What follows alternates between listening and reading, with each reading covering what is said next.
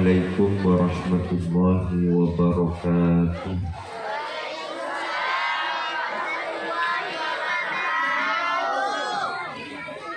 Bismillah, alhamdulillah, wassalatu wassalamu ala rasulillah Sayyidina Muhammad wa ala alihi wa sahbihi wa mawalah. Rabbi syrah li sadri wa yassir li amri wahlul 'uqdatam min lisani yafqahu qawli, amma ba'du. Yang terhormat para kiai, para ustadz, khususnya pengasuh Madrasah Diniyah Miftahul Ulum,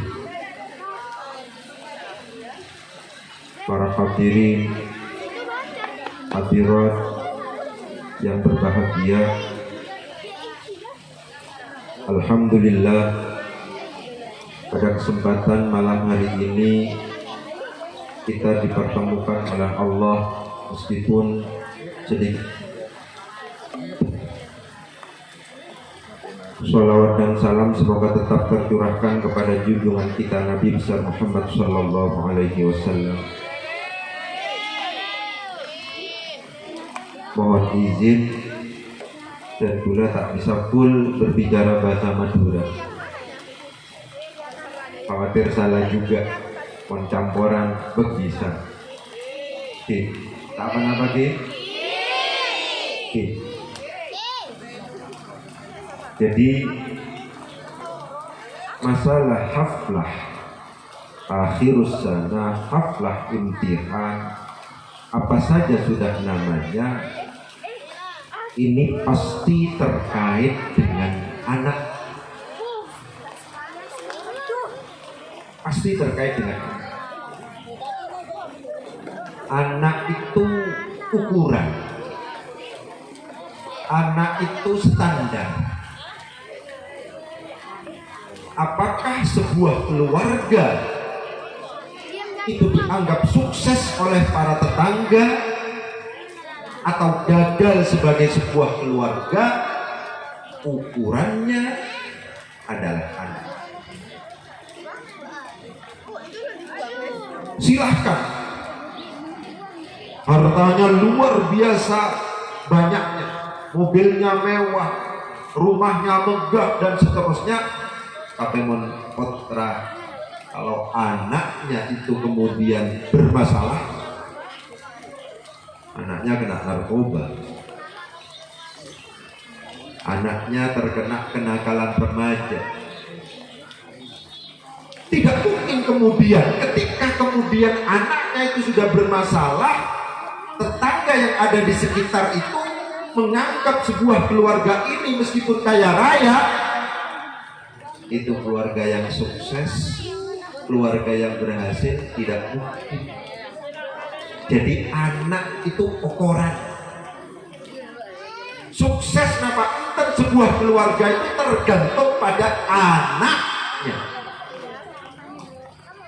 Kalau seandainya semua orang tua, saya boy,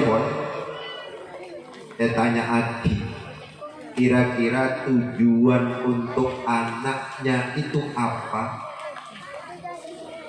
Bisa jadi jawabannya bermacam-macam, tapi kesimpulannya sama. Dan gula terong, anak dan gula, buduk dan gula, nekasai. Anak baik. Itu yang pertama. Kalau bisa ditambah, di samping anak ini baik, berbakti kepada kedua orang tua, di samping itu anak kalau bisa peter, anak itu alef. Bahasanya bisa bermacam-macam. Tapi kalau seandainya disimpulkan, semua orang tua punya cita-cita untuk anaknya, bagaimana anaknya menjadi anak yang baik, bagaimana anaknya kalau bisa naik tingkat, tidak hanya jadi anak baik, tapi juga anak yang pinter, anak yang alim. Penonton ya, untuk menjadikan anak kita menjadi anak baik itu luar biasa, sompok sekali itu. Semua orang tua sekarang ini frustasi. kita tidak bisa menunjuk anak orang lain, itu tidak bisa sekarang. Anaknya itu, anaknya itu. Karena tidak ada yang memastikan, yang bisa memastikan anak kita bisa lebih baik dari anak tetangga kita. Mereka problem kenakalan yang namanya anak ini tidak hanya dialami oleh keluarga dari kalangan orang awam, tapi juga tokoh masyarakat. Bahkan, mohon maaf, beda peternak ustad, peternak kiai, mereka beda.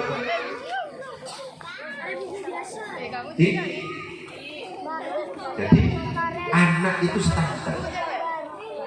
Anak itu adalah ukuran. Sukses tidaknya sebuah keluarga itu tergantung bagaimana anaknya. Kalau anaknya, kalau kita sudah mampu menjadikan anak kita itu anak yang baik, anak yang berbakti kepada kedua orang tua, anak yang luar biasa, bagaimana bergaul dengan orang yang lebih tua, bagaimana bergaul dengan orang yang lebih muda, itu sudah bisa, itu luar biasa. Mereka penting untuk direnungkan. Karena sekarang di media sosial, di televisi, di koran-koran sudah terlalu banyak pemberitaan anak mate orang tuanya. Benar nih. Anak memperkarakan orang tuanya yang sudah sepuh di meja hijau sampai ke pengadilan. Mereka beda. Itu ada sekarang. Oleh sebab itu menjadi penting untuk direnungkan bagaimana caranya menjadikan anak kita pada akhirnya kita pastikan menjadi anak yang baik, yang tidak hanya membanggakan diri kita pada saat kita hidup di dunia, tapi juga membanggakan kita bahkan ketika kita sudah meninggal dunia. Mari kita renungkan itu. Katina pacaran nanti untuk menjadikan, memastikan menurut ajaran kita anak itu baik.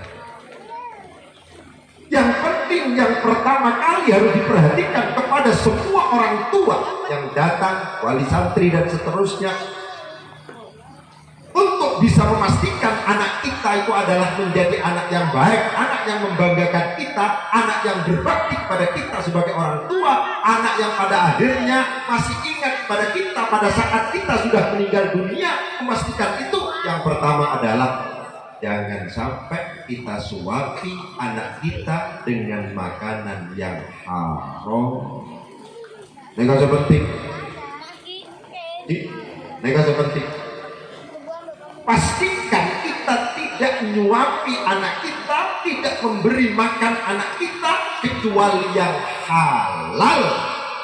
Insya Allah. Kalau seandainya anak kita sudah tidak kemasukan barang yang haram, insya Allah pada saat kita besok meninggal dunia, anak kita akan ingat kepada kita. Anak kita insya Allah menjadi anak yang baik. Beda ceritana abana Abu Hanifah. Ini kan luar biasa.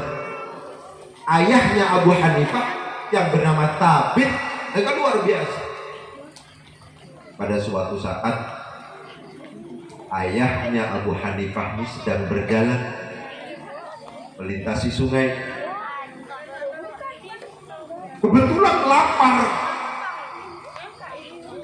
Abahnya Abu Hanifah nekat lapar. Tidak sengaja ada apel yang ada di sungai, karena lapar tanpa pikir panjang langsung dimakan yang namanya apel oleh abahnya Abu Hanifah. Mari kita renungkan bagaimana menjadikan anak kita sebagai anak yang baik, dan bahkan tidak hanya sekedar anak baik tapi juga pintar dan bermanfaat untuk agama, bangsa dan seterusnya. Setelah makan dapat separuh baru ingat, loh, ini bukan apel saya. Kenapa kok kemudian ini saya makan? Ini berarti haram. Ada kesadaran itu. Karena menyesal, Maka dicari yang namanya ini sumber dari apel ini dari kebun yang mana. Dicari sepanjang sungai itu, mencari kebun apel. Ternyata di situ ada kebun apel. Akhirnya abahnya Abu Hanifah ini yang bernama Thabit ini mencari orang yang ada di situ. Didok-dok, assalamualaikum. Waalaikumsalam. Mohon maaf, saya minta ikhlasnya, saya minta halalnya. Tadi saya lapar. Ya. Ayo jangan bicara dulu ya. Jangan bicara dulu yang kecil-kecil ya. Itu. Didengarkan. Itu. Saya tadi lapar. Saya tidak sadar ada apel langsung saya makan. Oleh sebab itu saya minta halalnya. Mohon maaf. Kenapa kok mohon maaf? Saya hanya tukang kebun di sini. Ini bukan kebun saya. Juragan saya, tuan saya itu jauh di sana, yang kalau seandainya panjenengan jalan kaki itu bisa ditempuh 1 hari 1 malam. Bayangkan ya, untuk bisa punya anak seperti Abu Hanifah yang mendirikan madhab Hanafi neka, sampai seperti itu. Tidak ada jalan lain kecuali dia berangkat, meskipun itu harus ditempuh selama 1 hari 1 malam. Singkat cerita, mereka saya paling penting. Singkat cerita, akhirnya ketemulah yang namanya pemilik kebun itu, majikan dari orang tadi penjaga kebun itu. Langsung didok-dok, assalamualaikum. Waalaikumsalam. Begitu. Mohon maaf Bapak, apa? Saya minta halalnya apel panjenengan. Saya kelaparan di sungai, ternyata saya menemukan apel. Tanpa pikir panjang, saya kemudian memakan apel ini. Saya sadar bahwa apel ini bukan milik saya, oleh sebab itu saya minta halalnya kepada panjenengan. Oh ya gak iso, gak bisa, tak bisa. Saya bisa menghalalkan kalau seandainya sampean mau menikahi anak saya. Tapi anak saya itu adalah perempuan yang buta, perempuan yang tuli, perempuan yang bisu, perempuan yang lumpuh. Ayah, masa belum panjenengan di menikah pertama harus menikah dengan orang buta, tuli, bisu, lumpuh. Aduh lah, tak usah lah, tak apa-apa haram. Oke, tak apa-apa sudah haram kalau seandainya caranya seperti ini. Tapi ini orang yang hatinya lembut, lebih takut terhadap azab Allah daripada hanya sekedar itu. Meker-meker ini menikah pertama, saya minta halalnya, tidak bisa saya diberi kehalalan itu kalau seandainya saya tidak mau menikahi putrinya, padahal putrinya itu adalah bisu, tuli, buta, dan lumpuh. Mereka ceritanya, kenapa kok kemudian Abu Hanifah sangat hebat seperti itu? Kalau seandainya kita sebagai orang tua bisa bersikap seperti itu, insya Allah pada akhirnya anak kita itu akan menjadi anak yang bermanfaat sebagaimana Abu Hanifah. Begitu. Singkat cerita, akhirnya Thabit nekat menerima. Iya pun, betul nopo-nopo. Ya, nggak apa-apa. Meskipun putri panjenengan itu adalah lumpuh, meskipun putri panjenengan itu adalah bisu, meskipun putri panjenengan itu adalah buta, meskipun putri panjenengan adalah tuli, nggak apa-apa. Demi menghalalkan apa yang sudah saya makan, saya terima. Saya akan menjadi menantu panjenengan. Langsung angkat buka, wazawwajtuka, maktubataka, dan seterusnya. Mobil tunika. Sudah selesai angkat, masuk kamar. Pas masuk kamar pekerna Thabit neka, abang Abu Hanifah neka istrinya itu adalah orang yang buta, tuli, bisu, dan seterusnya. Akhirnya langsung berbicara, kalau salah, assalamualaikum warahmatullahi wabarakatuh. Karena meskipun istri saya tidak bisa menjawab, tapi kan malaikat bisa menjawab. Tak terduga, tidak disangka, ternyata ada jawaban. Waalaikumsalam. Loh, siapa ini? Apa ada orang lain? Mungkin pembantunya dan seterusnya. Dilihat-lihat gak ada. Yang ada hanya satu orang. Diulang lagi dan ternyata dijawab lagi. Akhirnya sang istri itu menceritakan bahwa apa yang dijelaskan oleh abahnya, oleh mertua laki-laki Abu Hanifah Neka itu adalah kiasan. Yang namanya buta itu maksudnya mata saya ini tidak pernah digunakan untuk melihat kecuali yang dihalalkan oleh Allah. Telinga saya ini tidak pernah diajak mendengar kecuali yang dihalalkan oleh Allah. Kaki saya tidak pernah digunakan untuk melangkah kecuali yang dihalalkan oleh Allah, dan seterusnya. Itu hanya biasa. Ternyata cantiknya luar biasa, solihahnya luar biasa, sehingga pada akhirnya lahirlah yang namanya Abu Hanifah. Insya Allah, kalau seandainya kita sudah memiliki kekuatan, keinginan yang kuat untuk kemudian tidak menyuapi anak kita kecuali dengan suapan yang halal, insya Allah anak kita akan dihindarkan oleh Allah dari kenakalan remaja. Insya Allah. Tapi kalau seandainya anak kita itu makannya itu sudah tidak dijaga, maka ada hadits Nabi yang patut untuk kita renungkan. Man akalal halal, barang siapa yang makan makanan yang halal, maqa'at jawarihuhu sya'am aba, maka anggota tubuhnya itu akan taat kepada Allah. Apakah kita bermaksud taat atau tidak, tapi anggota tubuh kita memaksa kita untuk taat kepada Allah. Tapi waman akalal haram, barang siapa yang makan makanan yang haram, aswat jawarihu, maka anggota tubuh kita akan maksiat kepada Allah. Sya'am aba, apakah kita bermaksud untuk maksiat atau tidak, anggota tubuh kita memaksa diri kita untuk maksiat kepada Allah. Inilah alasan kenapa kok kemudian anak kita, meskipun kita pondokkan, meskipun kita sekolahkan di sekolahan yang favorit, meskipun kita utus ke lembaga pendidikan yang luar biasa, tapi pancet, nakal, tambung. Kenapa?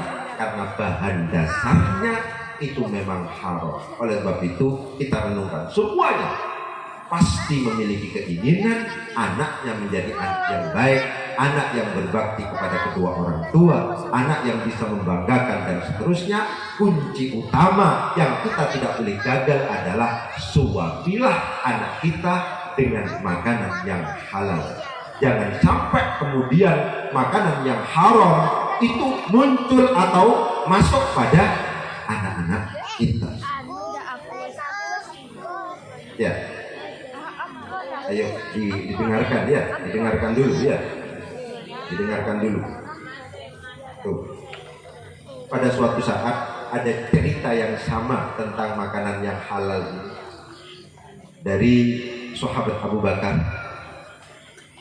Sahabat Abu Bakar pada suatu saat juga kelaparan, lapar. Ternyata pada saat itu ya ada pembantunya, ada budaknya yang membawa makanan. Tanpa pikir panjang, Abu Bakar langsung memakan makanan yang dibawa oleh budaknya, oleh pembantunya itu. Setelah itu ditanya dari mana makanan ini, ternyata dijelaskan ini dari ini yang intinya tidak halal. Akhirnya Abu Bakar memaksakan diri untuk mengeluarkan makanan dari mulutnya. Tidak keluar-keluar sampai dikatakan ini tidak bisa kalau seandainya sampai tidak minum banyak sekali, akhirnya sampai minum, akhirnya sampai memuntahkan diri. Sampai mengatakan Abu Bakar, kalau seandainya saya harus mengeluarkan nyawa saya demi mengeluarkan makanan ini, akan saya lakukan. Itu adalah sikap dari para sahabat, para orang-orang yang hebat tentang makanan-makanan yang halal itu. Kalau seandainya kita bisa meniru tentang masalah itu, insya Allah keluarga kita akan diselamatkan oleh Allah, apalagi dalam situasi dan kondisi semacam sekarang ini. Jadi penting untuk kemudian memberi makan kepada anak-anak kita dengan makanan yang halal. Jangan sampai kita gagal, karena yang diharapkan dari kita ketika kemudian kita meninggal dunia itu adalah doa anak kita. Anak kita tidak mungkin mampu berdoa untuk kita kalau seandainya anak kita itu kita beri makan makanan yang haram. Mal mayyitu fil qabri illa kal ghariqil mutaghawwif. Tidaklah yang namanya mayit di kuburan itu illa kal ghariqil mutaghawwif, kecuali seperti orang yang tenggelam, sekelelep, yang minta tolong, tolong, tolong, tolong, tolong. Yang tawiru dakwatan, yang ditunggu adalah doa. Dari siapa doa yang ditunggu itu? Bisa jadi dari teman, bisa jadi dari orang tua, bisa jadi dari sahabat, bisa jadi dari saudara. Yang paling ditunggu itu adalah dari anak. Jangan sampai anak kita lupa bahwa memiliki orang tua seperti kita yang sudah meninggal dunia, lebih disebabkan karena kita tidak hati-hati memberikan suapan nasi untuk anak-anak kita. Janganlah kita memiliki pandangan seperti orang yang di luaran sana. Ustaz, senontoneka nyarese haram be sulit Pak Ustaz. Senontoneka napa boleh sehalal. Jangan seperti itu, insya Allah. Ini saya sering kalau seandainya sowan kepada Gus Solah, Gus Kiai Solahuddin Munsif, mereka hebat, orangnya ikhlas, orangnya wirai dan seterusnya. Empun pokoknya jangan sampai mau yang haram, jangan sampai mau yang syubhat. Kalau seandainya kita tidak mau yang haram, kalau seandainya kita tidak mau yang tidak jelas, yang syubhat, insya Allah Allah akan mengirimkan yang halalan thayyibah untuk kita. Itu akan itu. Saya punya pondok di rumah saya.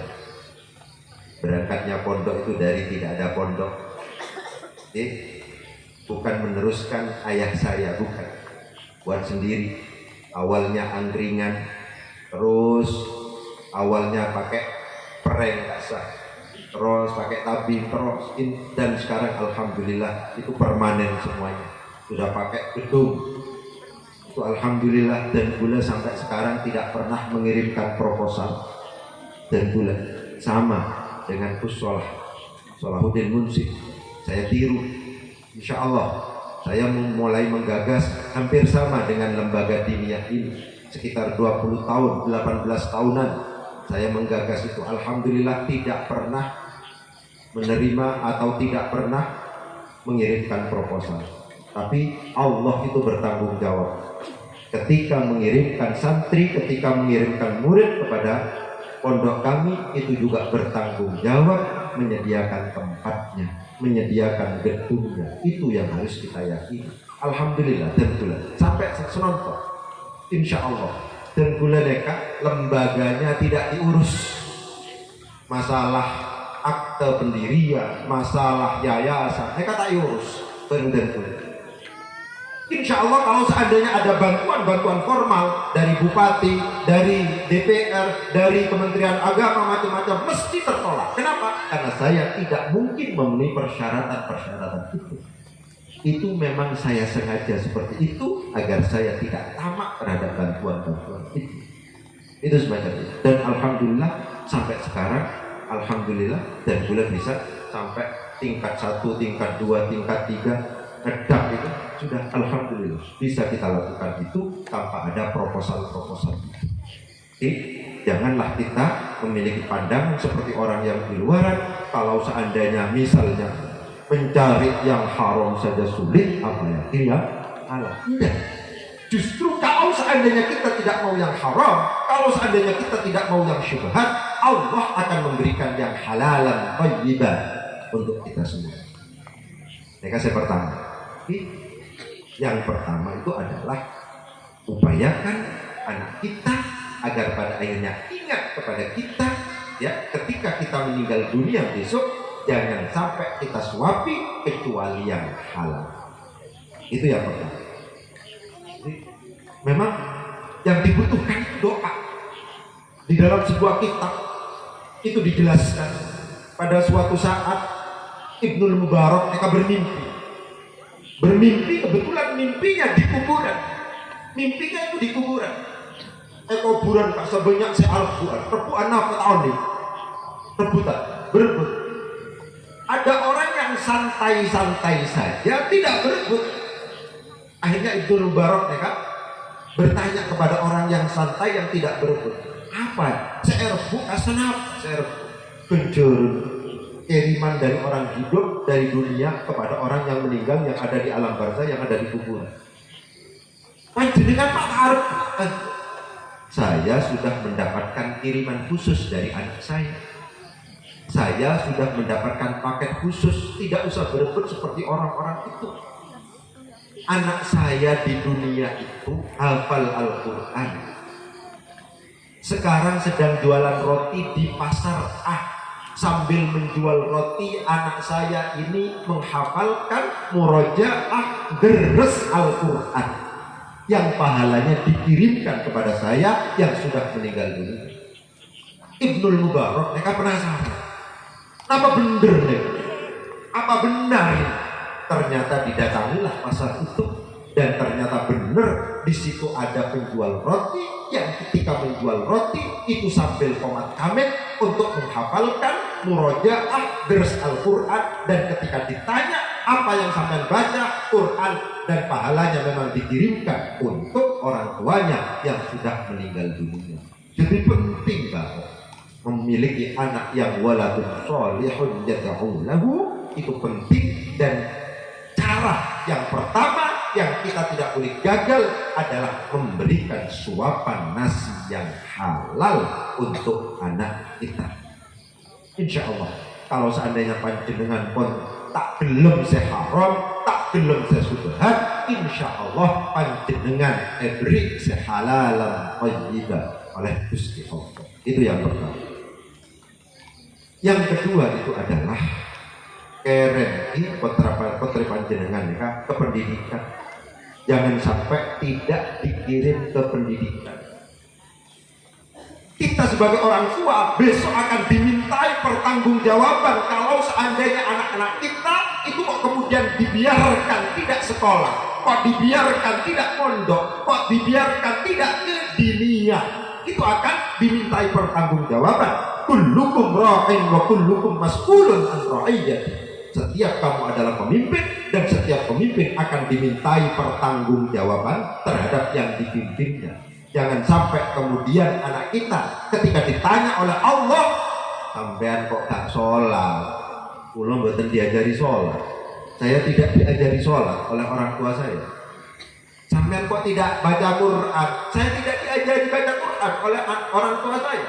Itu nanti yang kena itu adalah kita. Sebagaimana ketika anak kita menjadi waladun sholihun, kita mendapatkan pahala dari anak kita, pun juga demikian kita akan mendapatkan siksa ketika kemudian anak kita tidak menjadi anak yang sholih, anak yang tarikus sholat, anak yang misalnya pemabuk, anak yang peminum dan seterusnya. Itu akan dimintai pertanggungjawaban juga oleh Allah. Di senonton biasanya anak SMP pun tak belum ngaji. Mereka penting, harus diarahkan. Kita sebagai orang tua tidak boleh kalah terhadap anak-anak kita. Kalau seandainya kita sudah kewalahan terhadap anak kita, anak kita kok maghrib misalnya ada di gardu, ada di jalan, tidak di musola, tidak di masjid misalnya, maka kita harus mampu memaksa anak kita untuk pergi ke pondok pesantren. Ini penting untuk kemudian ditegaskan. Kalau seandainya kita sudah tidak sanggup lagi untuk mendidik anak-anak kita, maka kita pasrahkan anak-anak kita kepada pondok pesantren, kepada kiai-kiai yang hebat-hebat, kepada kiai-kiai yang ikhlas-ikhlas itu. Mereka penting untuk kemudian diperhatikan. Bercerita dari Gusmus itu pernah cerita, ya. Pada suatu saat abahnya Gusmus yang namanya Kiai Bisri itu memanggil pengurus, coba anak-anak yang nakal-nakal, yang gampang melanggar di pondok pesantren dicatat semuanya. Yang waktunya kegiatan dia itu tidak pernah ikut kegiatan, sering keluar pondok tanpa izin, macam-macam, dicatat semuanya. Akhirnya dicatat. Pengurusnya semangat, catat om gue, kapok. Biasanya ditakzir ya kena, ya. Biasanya dihukum sudah tidak mandi. Akhirnya dicatat om gue.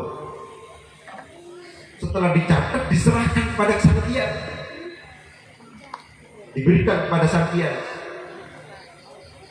Akhirnya ditunggu oleh pengurus 1 minggu, 2 minggu, kok tidak dipanggil orang-orang anak-anak yang dicatat yang nakal-nakal ini, kok tidak dipanggil oleh kiai. Akhirnya setelah itu pengurus sowan kepada kiai, kiai, kula sampun nyatet, saya sudah mencatat anak-anak yang paling nakal, anak-anak yang suka melanggar, sudah saya catat semuanya, tapi sampai sekarang kok tidak dihukum oleh kiai. Apa jawaban kiai yang ikhlas, yang hebat itu? Itu luar biasa.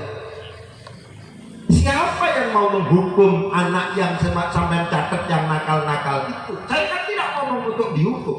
Maksud saya akan mendoakan secara khusus anak yang nakal-nakal yang luar biasa ini, yang dablek-dablek, yang gampang tidak ikut kegiatan ini, supaya sembuh. Ini kiai. Kiai itu seperti itu. Dan ternyata benar, Bu. Saya nakal nih, saya catat ben pengurus, saya lapor lagi ke kiai nih. Setelah mendapatkan doa ikhlas dari para kiai, dari kiai abahnya Gusmus, setelah pulang ke rumah menjadi kiai dan buka pesantren semuanya. Mereka hebatnya kiai. Mereka hebatnya kiai yang tidak dimiliki oleh guru-guru formal, oleh dosen yang sekarang ini. Ikhlas. Oleh sebab itu, insya Allah kalau seandainya kita di dunia, ya, kita di pondok pesantren, itu kalau sudah atas nama pondok pesantren mereka biasanya ikhlas-ikhlas. Kiai mereka tak mikir obel, ustadznya ini tidak mikir uang. Yang penting bagaimana anak didiknya, santren mereka bisa ngaji, seperti mereka.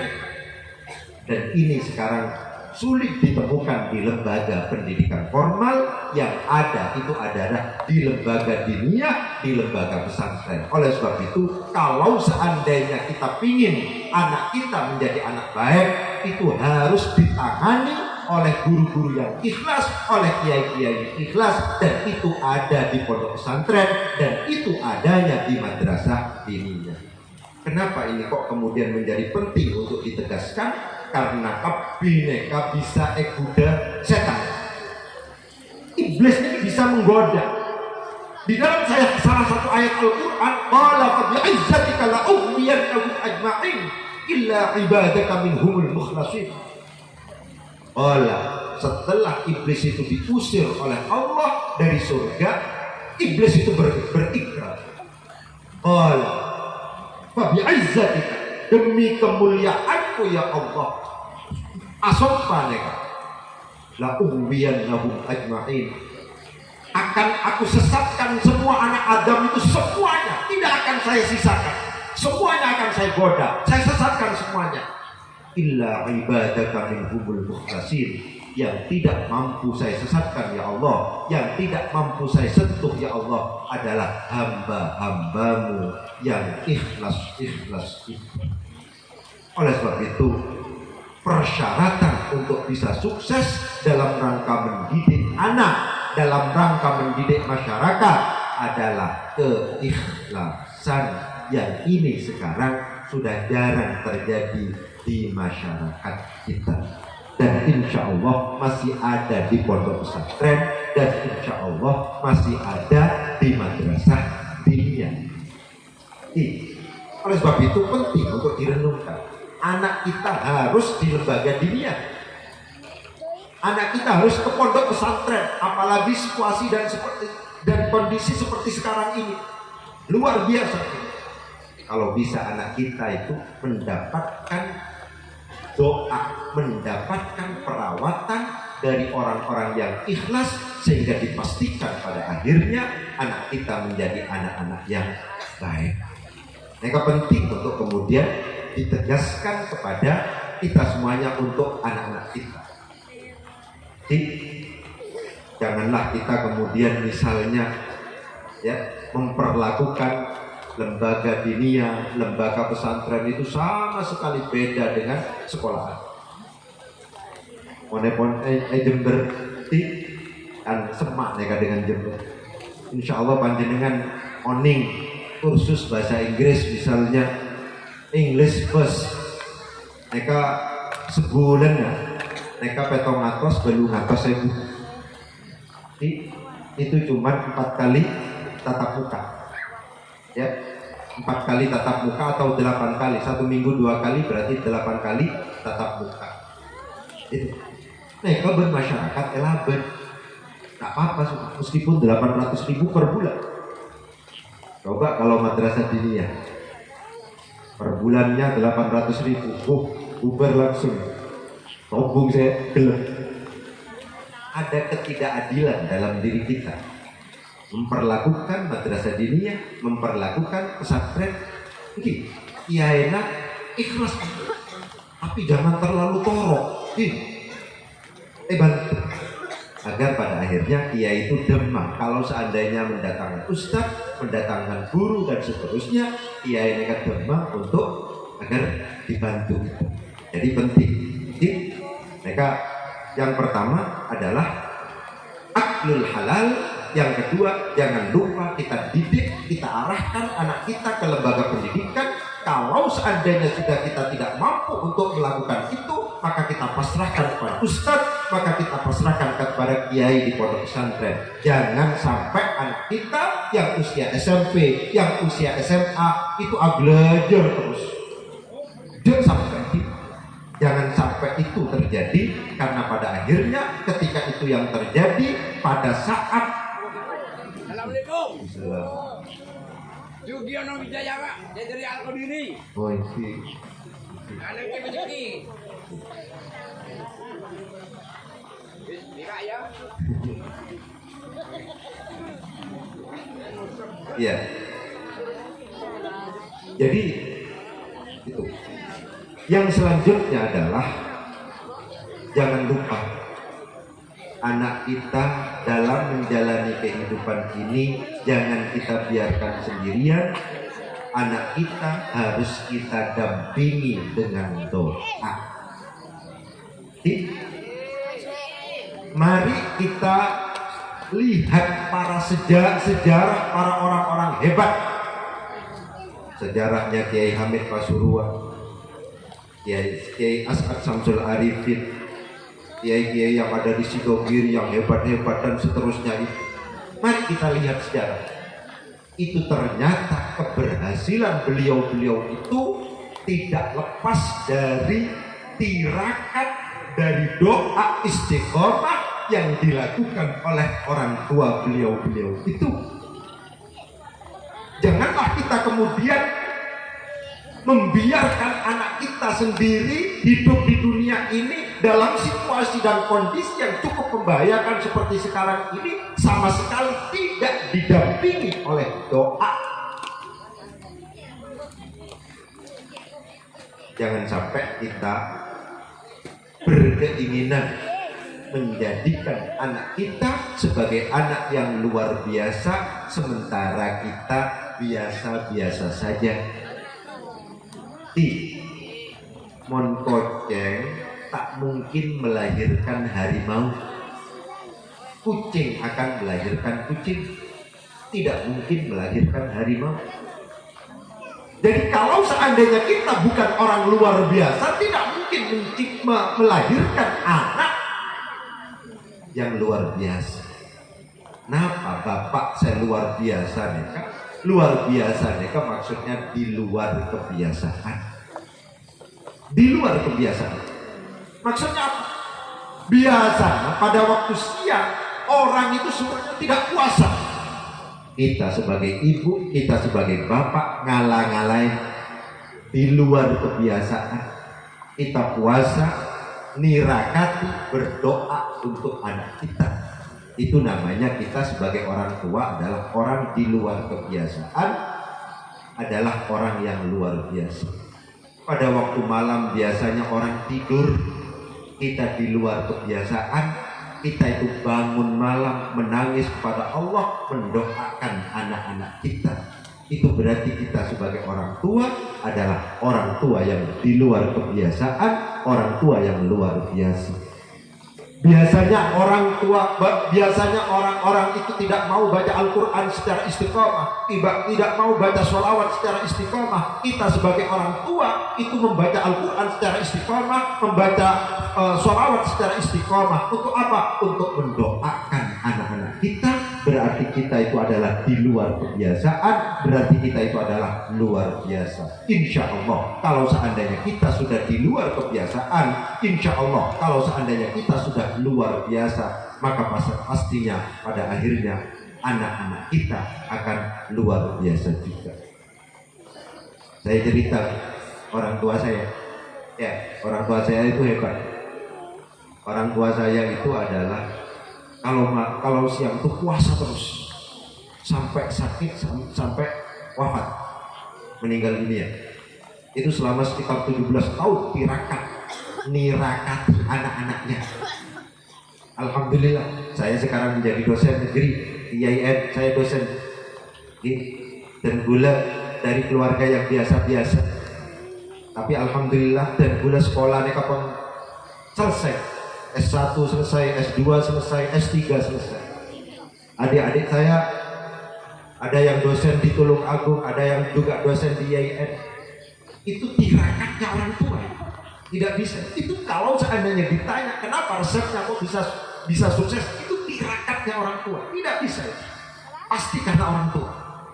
Orang tua saya itu adalah santrinya Kiai Hanan Tanggul, Manggisan Tanggul.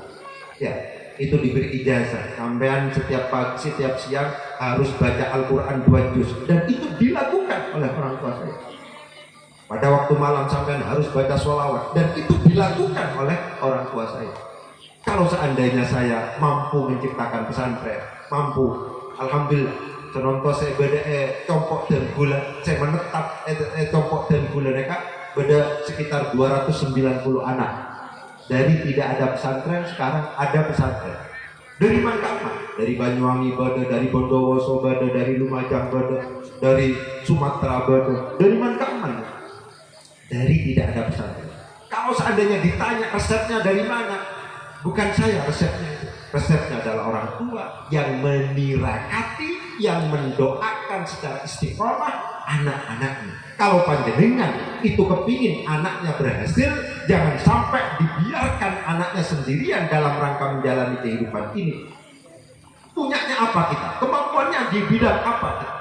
Kalau seandainya kita senang puasa untuk anak. Kalau seandainya kita senangnya baca Al-Quran untuk anak. Kalau seandainya kita senangnya bersolawat, silahkan baca solawat untuk anak-anak kita.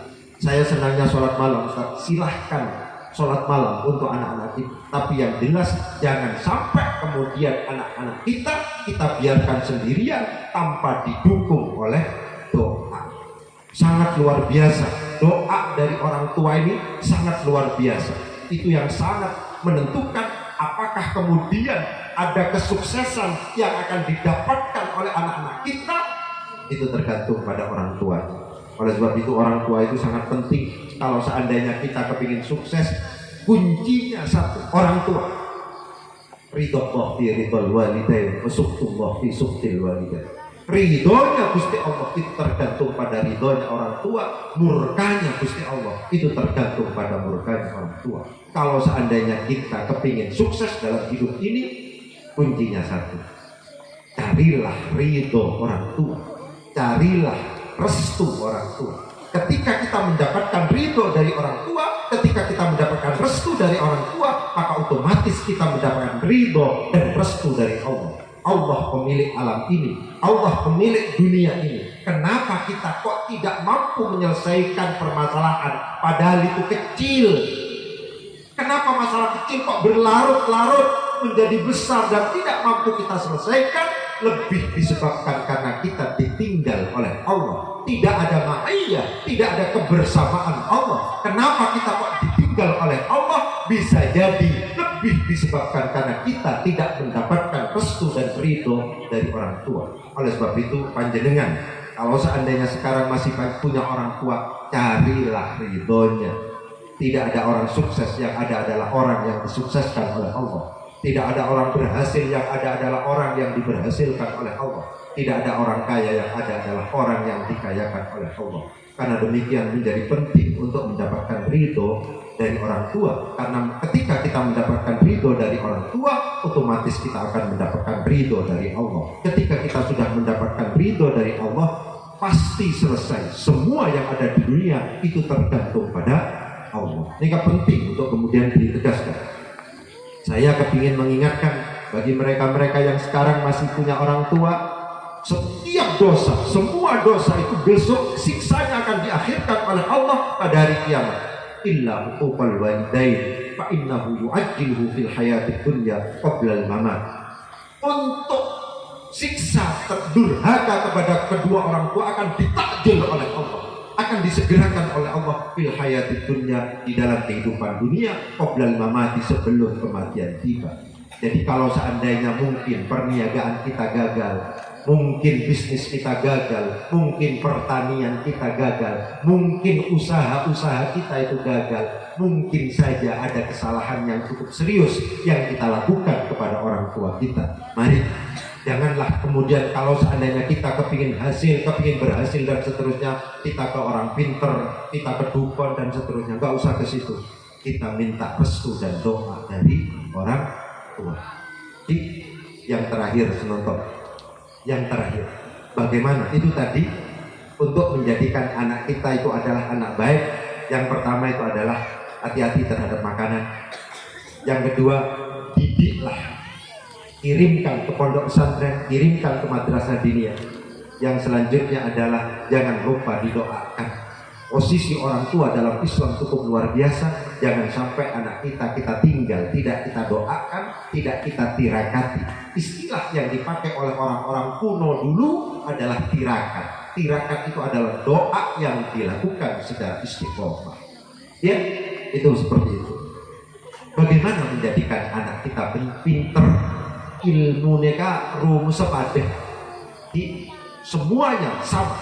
Apakah kita kepingin hafal Al-Quran, kita kepingin bisa baca kitab, kita kepingin misalnya menjadi ahli matematika, biologi, kimia, fisika, rumusnya ilmu itu sama.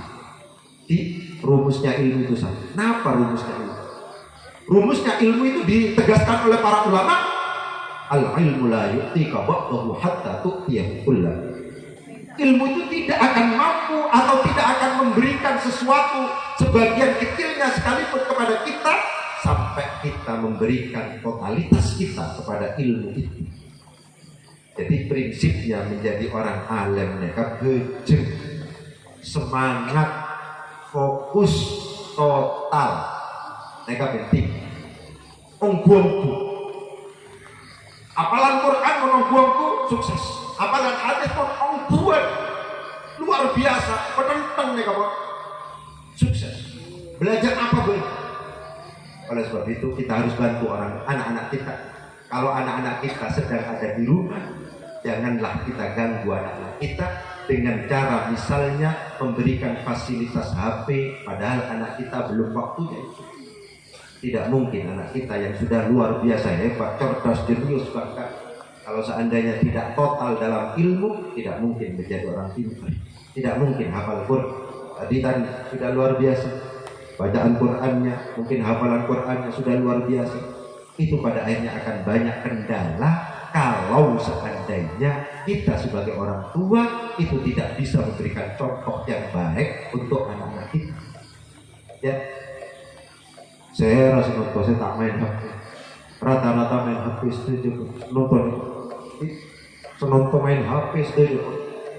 Orang tua, bapak, ibu, semuanya. Oleh sebab itu sekarang sulit mencari orang hebat, kita sulit. Kenapa? Karena tidak mampu memanfaatkan waktu dengan maksimal. Ya, anak-anak kita, bahkan ibu biasanya kalau seandainya melihat anaknya menangis dan kemudian sembuh menangisnya, kalau seandainya diberi HP, itu diberi HP. Masih anak kecil itu sudah hebat permainan HP. Otaknya digunakan bukan untuk ilmu.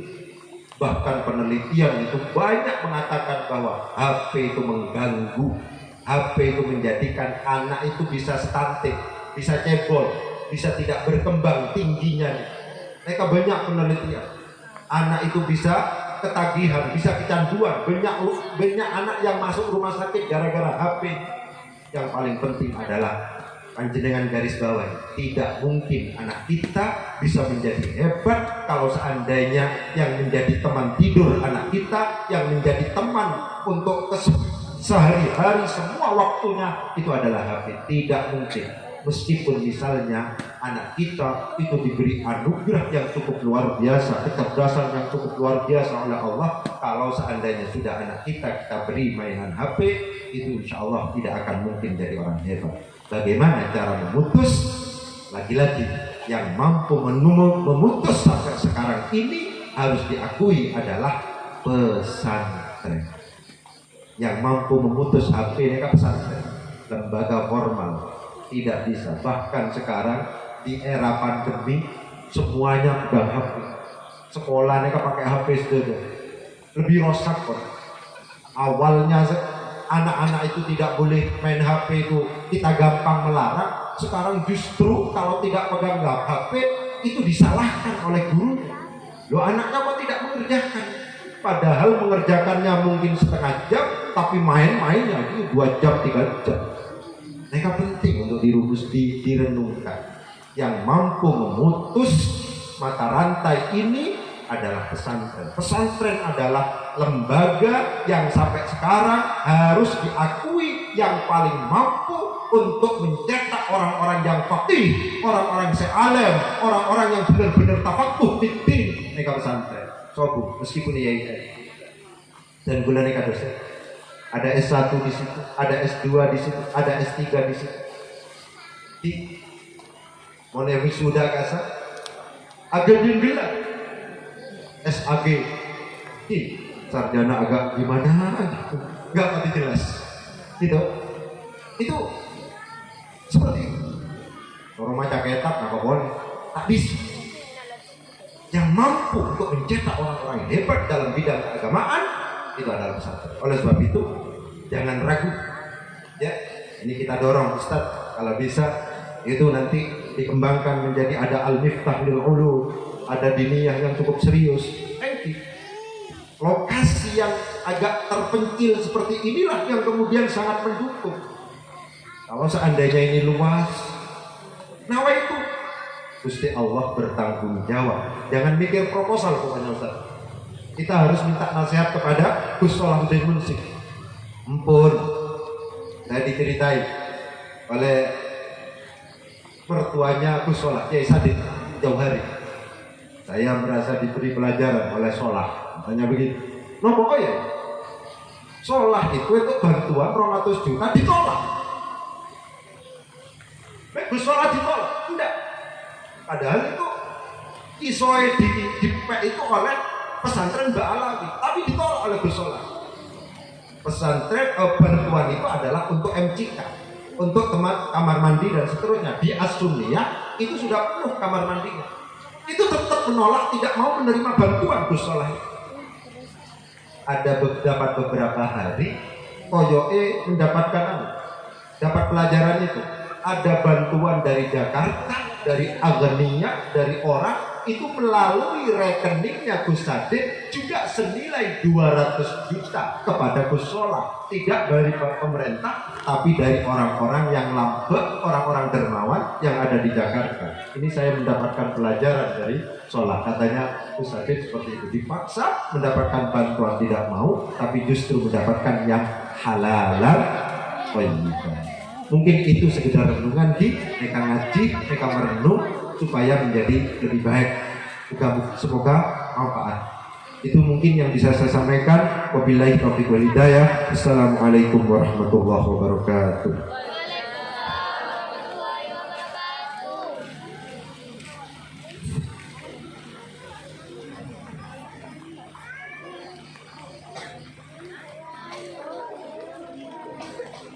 Alhamdulillahirrabbilalamin. Semoga apa yang disampaikan Kiai Haji Abdul Haris semoga menjadi ilmu yang barokah dan manfaat bagi kita semua. Wabil khusus saya sendiri. Acara yang